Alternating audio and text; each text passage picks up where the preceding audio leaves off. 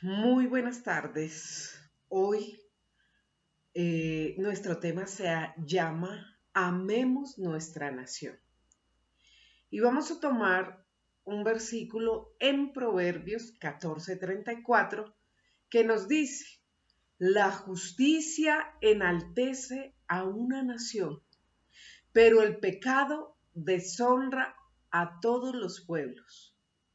Una nación es un conjunto de personas que viven en el mismo país y comparten una misma cultura, una misma historia, unas tradiciones y problemas. Nuestra nación está enfrentando y ha enfrentado a través de la historia, hoy tal vez más agudizado, muchas situaciones difíciles: delincuencia, corrupción, brujería y todo tipo de pecado.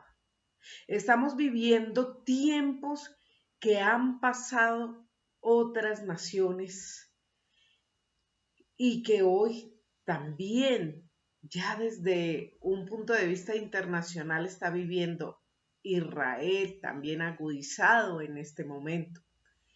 Es así que como hijos de Dios, como sus siervos, estamos llamados a reconocer que en muchas ocasiones hemos contribuido a que nuestra nación no sea la mejor. Debemos evaluarnos y preguntarnos como ciudadanos cristianos, ¿qué hemos hecho por nuestra nación? Preguntémonos, ¿hemos sido tan íntegros respecto de nuestra nación que no tenemos motivos para reflexionar y pensar que no ha habido pecado contra Dios y así en contra de nuestra nación? Porque es fácil mirar hacia afuera y buscar responsables de lo que sucede actualmente, pero cada uno en algo ha afrentado a Dios y con ello a la nación donde Dios nos ha puesto. La situación que afrontamos desde hace muchos años, hoy particularmente agravada, no es fruto de un destino adverso, sino la consecuencia de haber hecho lo que no debíamos, dejado de hacer lo que debíamos y tolerado lo intolerable. Cuando a Jesús le dijeron maestro bueno, él contestó, bueno, mi Padre que está en los cielos. A pesar que Jesús fue un hombre que no pecó por haber venido a un mundo que estaba lleno de pecado, al estar en este mundo que no era el suyo, despojado de su deidad, rebajado a la condición de hombre, se pudo ver que Dios estaba en un lugar diferente respecto de su Hijo Jesucristo, en un lugar donde no había pecado. Es así que Jesús asumió nuestro pecado en la cruz, siendo en ese momento en el que Dios se aparta, en el que Cristo se encontró solo cargando con todo nuestro pecado por la obra que Él hizo desde su llegada al mundo, al tomarlo de nosotros. Y considero que es así como Jesús dice, bueno, solo mi Padre que quedó allá, apartado de este mundo, en donde lo que reina y lo que hay en el mundo es el pecado de nosotros los hombres. Es ese pecado que debemos reconocer cada día al clamar a Dios por nuestra nación. Por ello hoy quiero reflexionar en la oración que Daniel hizo por su pueblo, la que encontramos en el capítulo 9 del libro de Daniel, recordando que esta oración la hace el profeta cuando ya casi terminaba el cautiverio de su nación, cuando ya estaban cumpliéndose esos 70 años en el que el pueblo de Israel había estado cautivo, recordando que el Antiguo Testamento es un reflejo del Nuevo Testamento, que esos 70 años corresponden a los últimos tiempos o a los tiempos futuros, de los cuales no estamos ya muy lejos, pero que podemos tomar esta oración para clamar a Dios por misericordia frente al pecado que ha vivido Colombia desde sus orígenes, desde el desconocimiento de Dios por nuestros aborígenes y del desconocimiento de Dios y su palabra y el creer de manera autóctona en dioses ajenos que ha llevado a Colombia a estar cautivo en pecados y delitos. Es así que Daniel eleva su oración con el fin de interceder por su pueblo ante los importantes acontecimientos que habían pasado en Israel y los trascendentales acontecimientos que estaban por llegar y frente al pecado que vivía su nación. La oración que hace Daniel por su pueblo y que es muy aplicable a nuestra situación actual en Colombia, la encontramos en el libro de Daniel, capítulo 9 del 3 al 14, y me permito leerla. Y volví mi rostro a Dios el Señor, buscándolo en oración y ruego, en ayuno, cilicio y ceniza. Y oré a Jehová mi Dios e hice confesión diciendo: ahora, Señor, Dios grande, digno de ser temido, que guardas el pacto y la misericordia con los que te aman y guardan tus mandamientos. Hemos pecado, hemos cometido iniquidad, hemos hecho impíamente y hemos sido rebelde y nos hemos apartado de tus mandamientos y de tus ordenanzas. No hemos obedecido a tus siervos los profetas que en tu nombre hablaron a nuestros reyes, a nuestros príncipes, a nuestros padres y a todo el pueblo de la tierra. Tuya es, Señor, la justicia y nuestra la confusión de rostro. Como en el día de hoy lleva todo hombre de Judá, los moradores de Jerusalén y todo Israel, los de cerca y los de lejos, en todas las tierras a donde los has echado a causa de su rebelión con que se rebelaron contra ti. Oh Jehová, nuestra es la confusión de rostro de nuestros reyes, de nuestros príncipes y de nuestros padres, porque contra ti pecamos.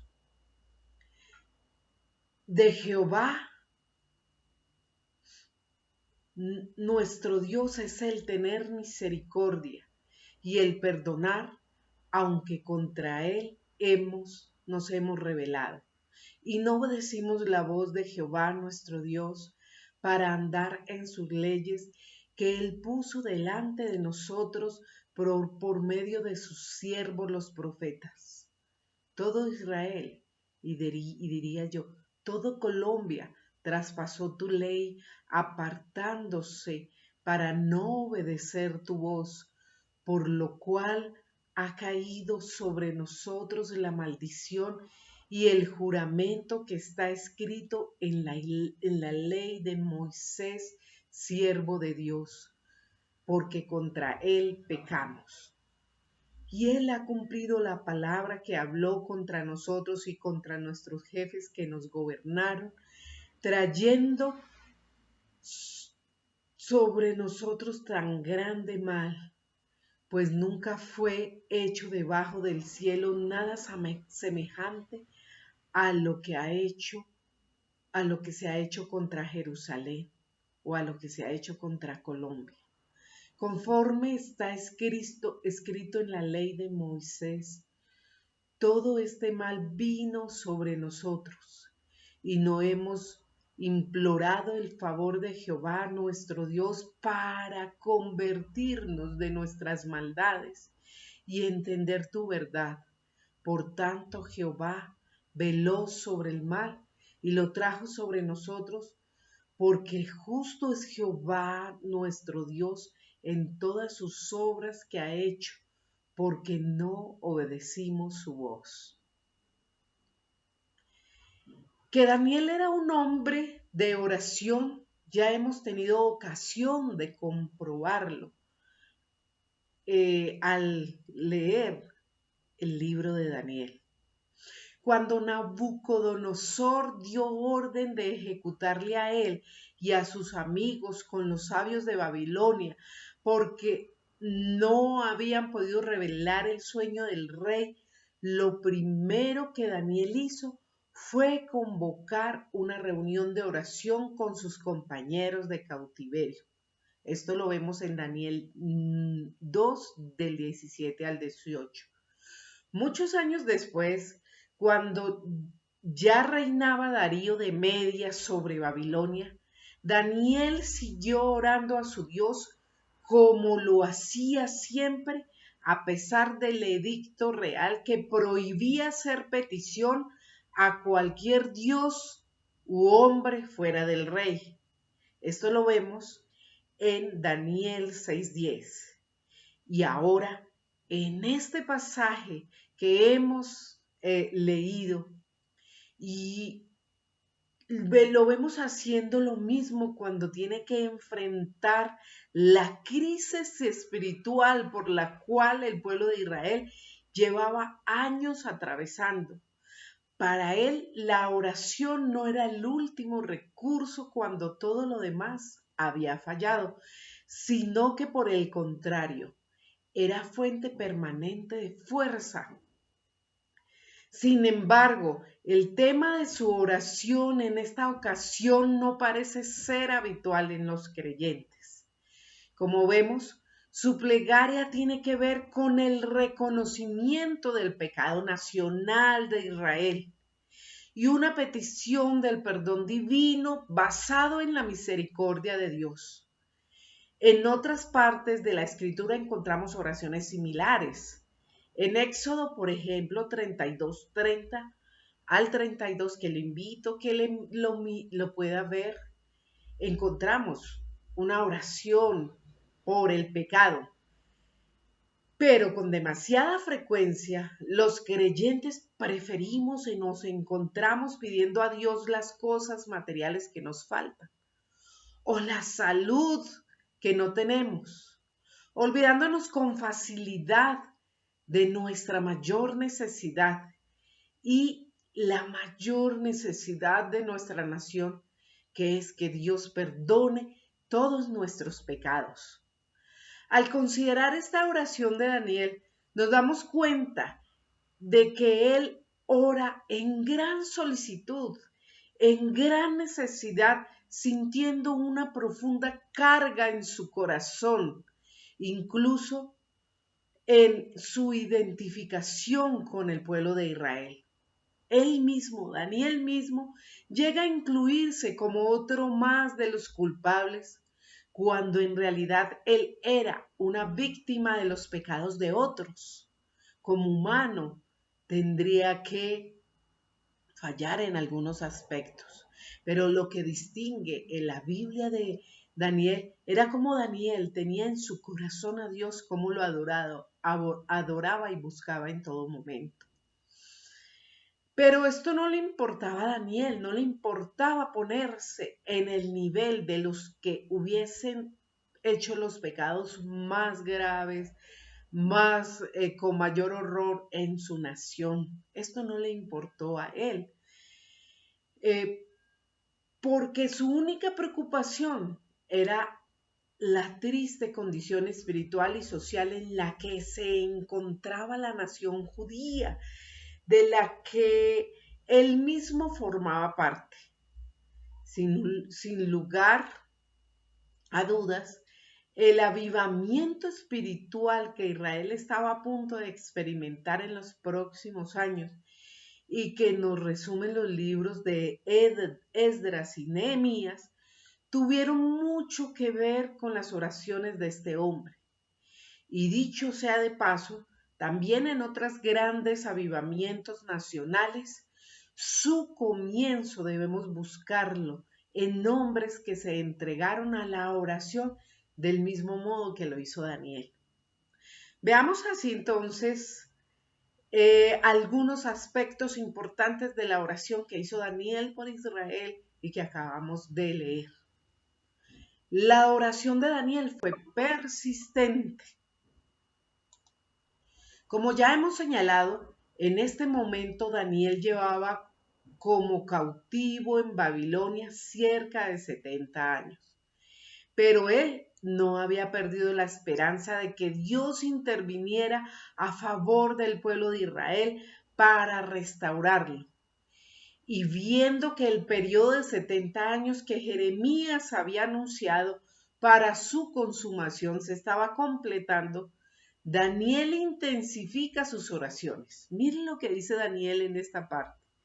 Y volví mi rostro, y volví. Daniel una y otra vez volvía su rostro a Dios. Y dice, y volví mi rostro a Dios el Señor, buscándole en oración y ruego, en ayuno, cilicio y ceniza. Notemos que fueron las promesas de Dios que Daniel encontró en su palabra las que estimularon su vida de oración. Recordemos la exhortación que el mismo Jeremías había hecho en cuanto al fin del periodo de los 70 años de cautiverio. Dice Jeremías 29:12, entonces me invocaréis y vendréis y oraréis a mí y yo os oiré. Esta es la combinación perfecta, estudio de la palabra de Dios y oración. Cuando oramos de acuerdo con la voluntad revelada de Dios es cuando recibimos la respuesta esperada. De otro modo, las probabilidades se reducen. Si nosotros oramos conforme a su palabra, conforme a sus promesas, podemos saber que tendremos respuesta a todas nuestras oraciones. Por lo tanto, la primera cosa que notamos es que Daniel se entregó de manera firme a la oración, tal como exhortó más tarde el apóstol Pablo en Primera de Tesalonicenses 5:17, que dijo, orad sin cesar.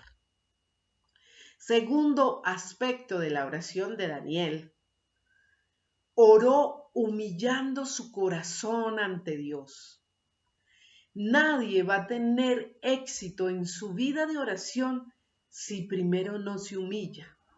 Daniel manifestaba esto cuando oraba en ruego, en ayuno, cilicio y ceniza.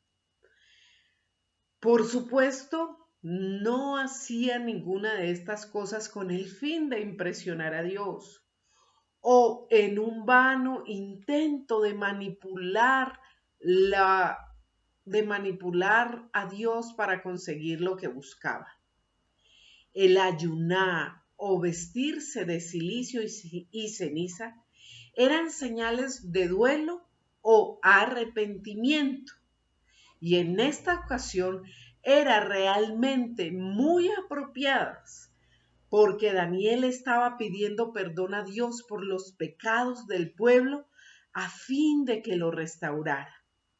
Recordemos que cuando en Israel se celebraba el Día de las Expiaciones, única ocasión en el año en el que sumo sacerdote se encontraba en el lugar santísimo para presentar una ofrenda por los pecados del pueblo, antes de eso, El pueblo debía prepararse adecuadamente, afligiendo sus almas.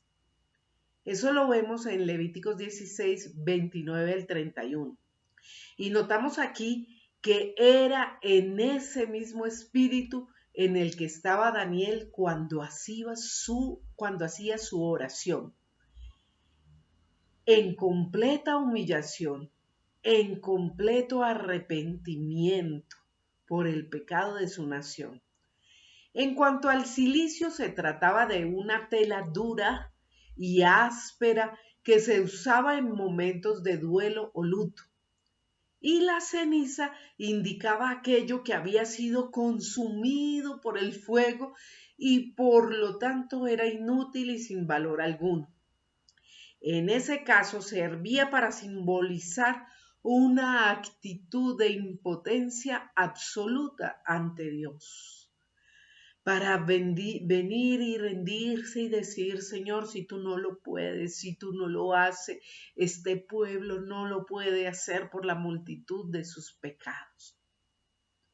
Es importante que enfaticemos que Daniel hacía todo esto para exteriorizar el profundo dolor y humildad que sentía en su interior cuando oraba a Dios. Y decimos esto porque en muchas ocasiones la persona que ayuna o se humilla de algún modo cree que con esto está haciendo algún mérito para que Dios le otorgue lo que pide. Pero esto es una equivocación. Vemos que la oración de Daniel surgía de un corazón humillado que buscaba desesperadamente la bendición de Dios para su pueblo. Y en esta lucha espiritual dedicaba todos sus esfuerzos, olvidando otras cosas legítimas como podría ser la comida. Oró confiando. El tercer aspecto que podemos ver en Daniel, además de volverse a Dios, de su humildad, de su persistencia, es que oró confiando en el carácter de Dios y en su pacto. Notemos que Daniel no comienza su oración presentando su lista de peticiones, sino exaltando a Dios. Y le dice: ahora, Señor, Dios grande, digno de ser temido, que guardas el pacto y la misericordia con los que te aman y guardan tus mandamientos. Esto revela que su principal interés no estaba en sus propias necesidades, sino en que Dios fuera glorificado. En primer lugar, reconocer la grandeza de Dios y lo que esta grandeza de Dios produce en el sentimiento de pavor y reverencia. Sabe que no puede acercarse a Él de cualquier manera. Luego expresa la fidelidad de Dios que Él observa en el hecho de que guarda el pacto.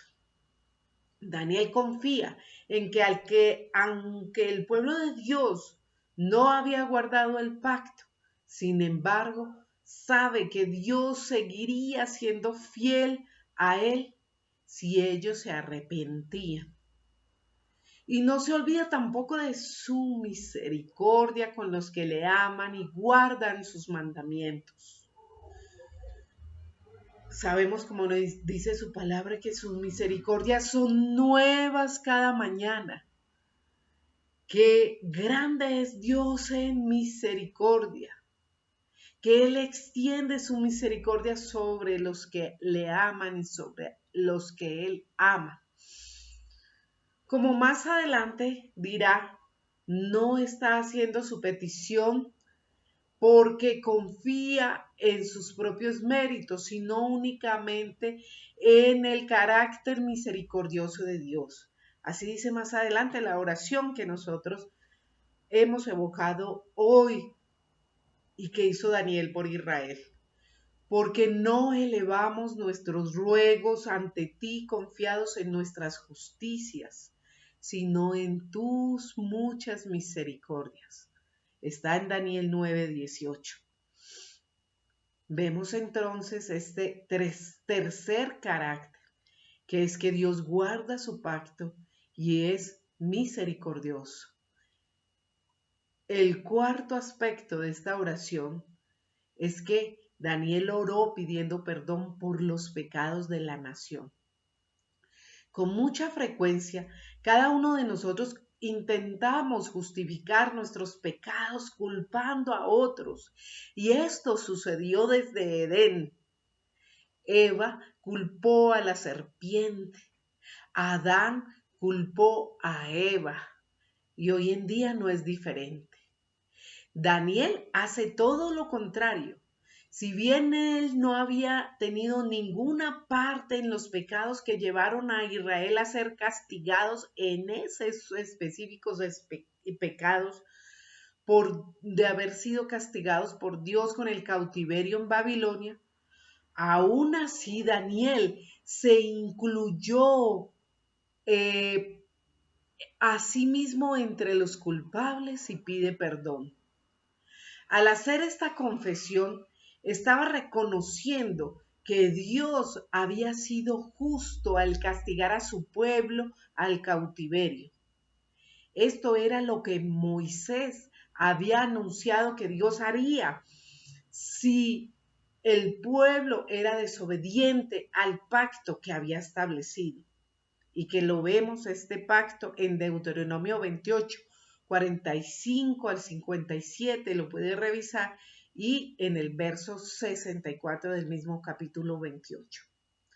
Por otro lado, Daniel sabía también que la única forma en la que Dios levantaría su disciplina sobre ellos a fin de que volvieran a disfrutar sus bendiciones sería por medio del arrepentimiento, porque así también lo anuncia Deuteronomio 30 del 1 al 5.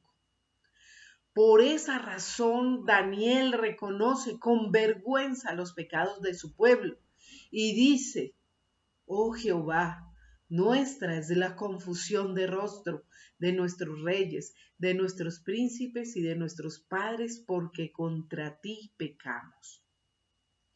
En la coyuntura en la que se encontraba Daniel, percibía que los 70 años en los que había sido fijado el castigo estaban próximos a terminar. Pero el pueblo no se había arrepentido todavía. Esta situación era muy peligrosa porque si regresaban a la tierra prometida sin haberse arrepentido de corazón, sería cuestión de tiempo que nuevamente fueran juzgados, y en esa ocasión el castigo sería mucho más severo. Es una equivocación pensar que el tiempo lo cura todo, tal como dice el popular refrán.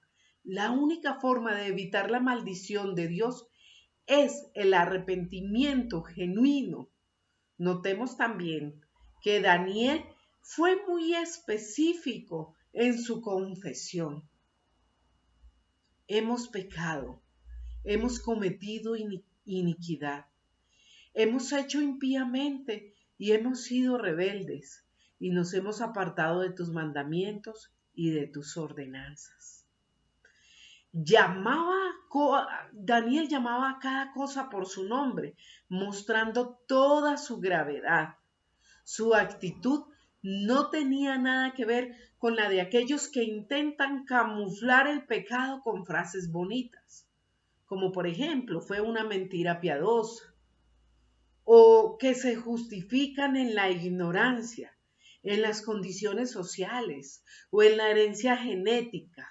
No, Daniel no hizo nada de eso. Por el contrario, una y otra vez admite su culpabilidad sin excusas.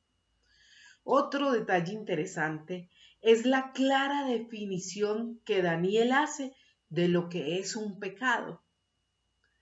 Daniel dice: nos hemos apartado de tus mandamientos y de tus ordenanzas. Contra él nos hemos rebelado y no obedecimos a la voz de Jehová nuestro Dios para andar en sus leyes que Él puso delante de nosotros por medio de los siervos, los profetas. Lo dice Daniel en su oración en Daniel 9:10. Además, Daniel reconoce que ellos no habían pecado por ignorancia, sino que se rebelaron contra los mandamientos de Dios que conocían muy bien. Dice, no hemos obedecido a tus siervos los profetas que en tu nombre hablaron a nuestros reyes, a nuestros príncipes, a nuestros padres y a todo el pueblo de la tierra. Eso lo vemos en Daniel 9:6. Todo el pueblo, sin excepción, eran culpables ante Dios porque conocían bien los mandamientos de Dios. Y además, también quisieron hacer caso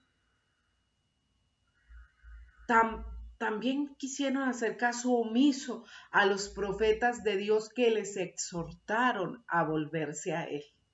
Así lo enseña en Daniel 9:10. No había ningún atenuante para el pecado del pueblo de Israel.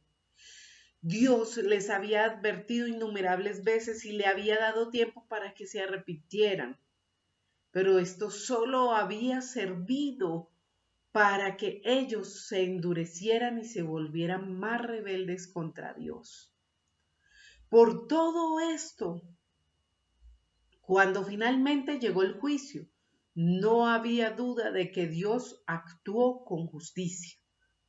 Así lo reconoce Daniel y dice, tuya es, Señor, la justicia y nuestra la confusión de rostro, como en el día de hoy lleva todo hombre de Judá, los moradores de Jerusalén y todo Israel, los de cerca y de lejos, en todas las tierras a donde los has echado a causa de su rebelión con que se rebelaron contra ti. Daniel 9:7. Esta misma idea la vuelve a repetir en el versículo 14. Ellos fueron sacados de la tierra prometida y esparcidos entre las naciones debido a su pecado y debido al justo juicio de Dios. Antes de que todo esto ocurriera, los profetas de Dios hablaron al pueblo una y otra vez exhortándoles a arrepentirse, pero ellos no les creyeron. Pensaron que Dios nunca enviaría su juicio sobre ellos, pero olvidaron que Dios cumple todo lo que dice en su palabra. Como finalmente Daniel reconoció en nombre del pueblo. Y dice, Dios ha cumplido la palabra que habló contra nosotros y contra nuestros jefes que nos gobernaron, trayendo sobre nosotros tan grande mal, pues nunca fue hecho debajo del cielo nada semejante a lo que se ha hecho contra Jerusalén. Daniel 9:12. Pero a pesar de la severidad del castigo, el pueblo seguía sin convertirse de todas las maldades y sin someterse a Dios. Así lo dice también Daniel en su oración. Conforme está escrito en la ley de Moisés, todo este mal vino sobre nosotros y no hemos implorado el favor de Jehová nuestro Dios para convertirnos de nuestras maldades y entender tu verdad. La terquedad de mantener en el pecado del pueblo de Dios seguía allí sin que hubiera arrepentimiento y por eso Daniel estaba angustiado de que terminaran esos 70 años de juicio sin que hubiese un genuino arrepentimiento. El tiempo se acababa y Daniel tomó la iniciativa para orar no solo al favor del pueblo, sino en su nombre. Encontramos así entonces la petición de Daniel en Daniel 9, del 15 al 19. Y miren lo que pide Daniel. Ahora pues, Señor, Dios nuestro, que sacaste tu pueblo de la tierra de Egipto con mano poderosa y te hiciste renombre cual lo tienes hoy, hemos pecado, hemos hecho impíamente. Oh Señor, conforme a todos tus actos de justicia, apártase ahora tu ira y tu furor de sobre tu ciudad Jerusalén, tu santo monte, porque a causa de nuestros pecados y por la maldad de nuestros padres, Jerusalén y tu pueblo son el oprobio en derredor nuestro. Ahora pues, Dios nuestro, oye la oración de tu siervo y sus ruegos, y haz que tu rostro resplandezca sobre tu santuario asolado por amor del Señor. Inclina, oh Dios mío, tu oído y oye, abre tus ojos y mira nuestras desolaciones y la ciudad sobre la cual es invocado tu nombre, porque no elevamos nuestros ruegos ante ti confiados en nuestras justicias, sino en tus muchas misericordias. Oye, Señor, oh Señor, perdona, presta oído, Señor, y hazlo. No tardes por amor de ti mismo, Dios mío, porque tu nombre es invocado sobre tu ciudad y sobre tu pueblo. Daniel se dispone ahora a hacer una petición que especifica a Dios toda la necesidad. Es una oración específica. Su ruego concreto es que aparte de Jerusalén su ira y levante su disciplina de su pueblo para que sean restaurados. No obstante, antes de hacer su petición, comienza reconociendo una vez más la grandeza de Dios y el pecado del pueblo. Dice, ahora pues, Señor Dios nuestro, que sacaste tu pueblo de la tierra de Egipto con mano poderosa y te hiciste renombre cual lo tienes hoy, hemos pecado, hemos hecho impíamente. Daniel 9:15. La mención de la liberación de Israel de la tierra de Egipto es muy oportuna en este momento, porque en realidad lo que Daniel va a pedir de Dios es que vuelva a realizar un hecho potentoso como el que ya había realizado anteriormente en Egipto. De este modo Daniel manifiesta, su plena confianza en que Dios tiene el poder necesario para hacerlo. Pero en este caso, la cuestión no era tanto si Dios tenía el poder para hacer una cosa así, sino si Dios querría hacerlo después de la forma en que la nación se había rebelado contra él. Daniel ya había reconocido el pecado del pueblo y había hecho confesión de ellos. Pero, ¿por qué razón querría Dios restaurar a su tierra? Es aquí donde empieza su argumentación. Vemos los motivos entonces de su argumentación. Primero, pide a Dios que lo restaure para que su nombre sea engrandecido. Cuando Dios sacó a Israel de Egipto, eso sirvió para manifestar la gloria de Dios, de tal manera que que Daniel recuerda ahora. Te hiciste renombre cual lo tienes hoy. De algún modo es como si Daniel estuviera intentando convencer a Dios de que si sacaba a Israel de Babilonia, esto tendría un efecto similar. De hecho, Dios ya había dicho que él haría algo similar en Jeremías 16, 14 al 15. Por supuesto, Daniel no estaba usando este argumento con el fin de manipular a Dios para que finalmente hiciera lo que él quería, sino porque estaba interesado de verdad en la gloria de Dios y porque también sabía que esto sería finalmente lo que movía a Dios a hacer algo que por otra parte ellos no merecían. El mismo argumento ya había sido usado por Moisés cuando Dios se propuso destruirlo después de que se hicieron becerro de oro. Fijémonos cómo la preocupación de Moisés estaba en que los egipcios pudieran hablar mal de Dios. Entonces, encontramos en Éxodo 32, 11, 12. Entonces Moisés oró en presencia de Jehová su Dios y dijo: Oh Jehová, ¿por qué se encenderá tu furor contra tu pueblo que tú sacaste de la tierra de Egipto con gran poder y con mano fuerte? Porque han de hablar los egipcios diciendo: para mal los sacó, para matarlos en los montes y para raerlos de sobre la faz de la tierra. Vuélvase del ardor de tu ira y arrepiéntete de este mal contra tu pueblo. Daniel vuelve a usar el mismo argumento otra vez. Abre tus ojos y mira nuestras desolaciones y la ciudad sobre la cual es invocado tu nombre. Daniel 9:18. Para Daniel el hecho de que Jerusalén estuviera desolada era una deshonra para el nombre de Dios.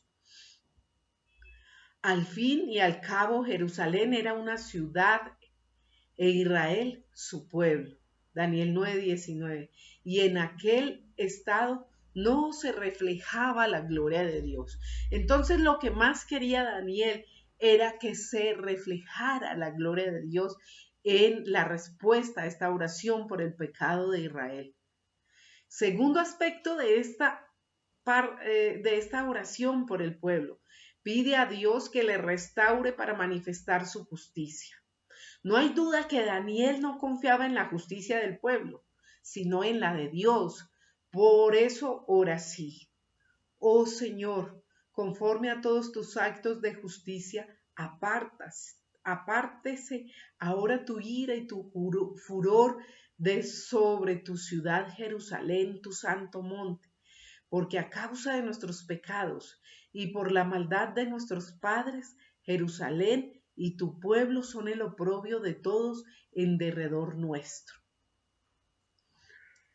Pero el tercer aspecto de esta oración: pide a Dios que lo restaure por amor de su nombre. Una y otra vez quedaba claro que Daniel no veía ningún mérito en el pueblo que pudiera librarles del castigo. Así que lo único que puede hacer es rogar a Dios para que actuara por amor de su propio nombre. Dice Daniel, haz que tu rostro resplandezca sobre tu santuario asolado por amor al Señor. Daniel 9:17. Y continúa: porque no elevamos nuestros ruegos ante ti confiados en nuestras justicias, sino en tus muchas misericordias. Daniel 9:19. Trayendo ya esta situación, llegando a la última parte de este mensaje, tenemos que ver cómo Colombia, cómo nosotros como sociedad y frente a Dios debemos reconocer que hemos pecado, que Colombia hace poco apareció como uno de los países más corruptos del mundo y ha existido todo tipo de pecado en nuestra nación: idolatría, hechicería, brujería, homicidio, suicidio, pecados sexuales, pecados contra la propiedad, envidias, celos, contiendas, divisiones, ira, guerras. Hemos sido lo que un día Hegel dijo, y aplicándolo a Colombia, podemos decir que el colombiano ha sido un lobo para el colombiano, tomando su frase que dice que el hombre es un lobo para el hombre. Pero nosotros entendemos que es cuando nos dejamos usar como instrumentos de Satanás y de sus designios, cuando nos dejamos impregnar de un mundo egoísta y sin amor, como cuando nos dejemos también ganar de nuestra carnalidad, que todos estos pecados han ganado terreno desde todos los tiempos y muy acentuados hasta ahora. Es tiempo de arrepentirnos, pero es aquí donde debemos retomar esa oración que Daniel eleva por el pueblo de Israel para clamar a Dios por su justicia, por la justicia de Dios. Y si vemos cuál es la justicia de Dios, es su misma misericordia. Y recordar a nuestro modelo Jesucristo. Él nos da la paz y bendice a los pacificadores. Nos estremece la violencia de las armas, del hambre, de la pobreza y la desocupación. La guerra con sus secuelas de muerte ha irrumpido brutalmente a escala global en estos días. Asistimos perplejos a las consecuencias de lo que hemos sembrado. La violencia no se vence con violencia. Jesús dijo, bienaventurados los pacificadores. Él nos convoca a orar y a trabajar por la paz. Él se hizo hombre para restaurar la dignidad del ser humano creado a imagen y semejanza de Dios. Él nos enseña que debemos vivir para el prójimo y estar al lado del débil y del que sufre. Él nos enseña a amar. Dios quiere una sociedad en la que todas las personas con su trabajo se asocien a su obra creadora. Una sociedad en la que reine la justicia, no haya que mendigar el derecho y la dignidad humana sea el valor fundamental de las relaciones sociales. Porque nuestro modelo es Jesucristo, sabemos que una nación diferente solo es posible si nos arrepentimos de nuestros malos caminos y vivimos de la manera que agrada a Dios. Escuchemos lo que Él nos dice en su palabra. Cambien de conducta y renueven la actitud de su mente. Dejen la mentira y hablen al prójimo con la verdad. No pequen permaneciendo enojados. El que roba, que no robe más. Trabajen honradamente y compartan con los necesitados. Abandonen toda la amargura, ira y enojo. Sean bondadosos y compasivos. Perdónense mutuamente. Efesios 4, 23, 26, 4, 28, 4, 31, 32. También nos dice, vivan en armonía los unos con los otros. No sean arrogantes, sino háganse solidarios con los humildes. No se crean los únicos que saben.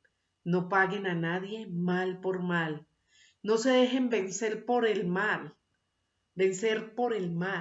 Al contrario, venzan el mal con el bien. Romanos 12, del 16 al 17 y 21.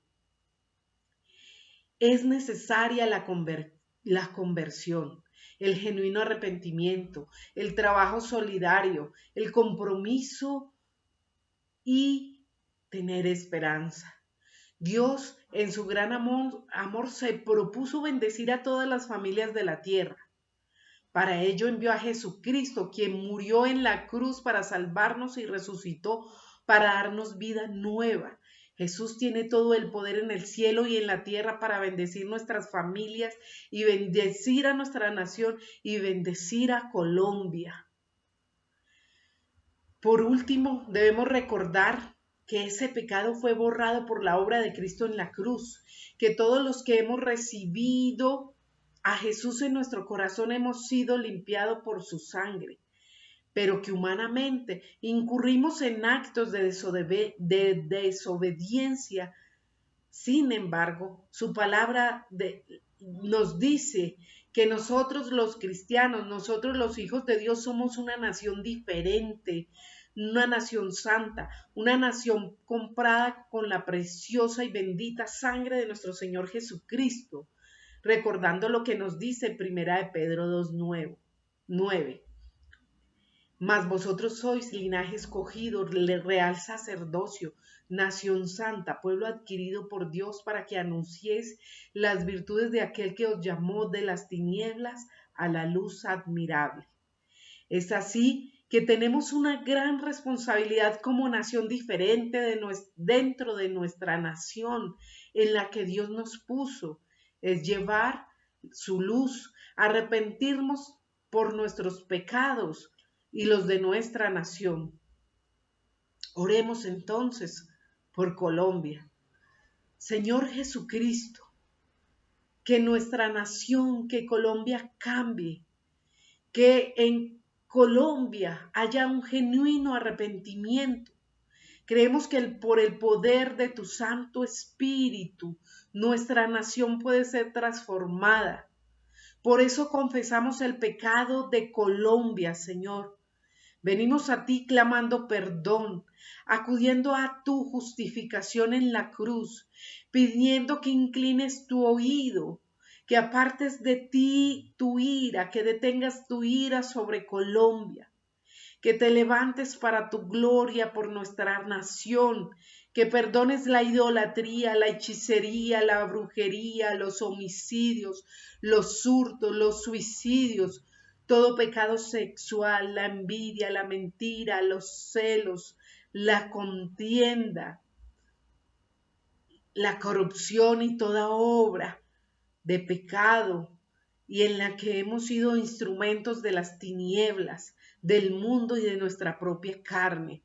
Perdona, Señor, ten misericordia de nuestra nación, ten misericordia de Colombia, que tomas a las autoridades y toda persona en nuestro país y nuestra propia vida, que hacemos parte de esta nación.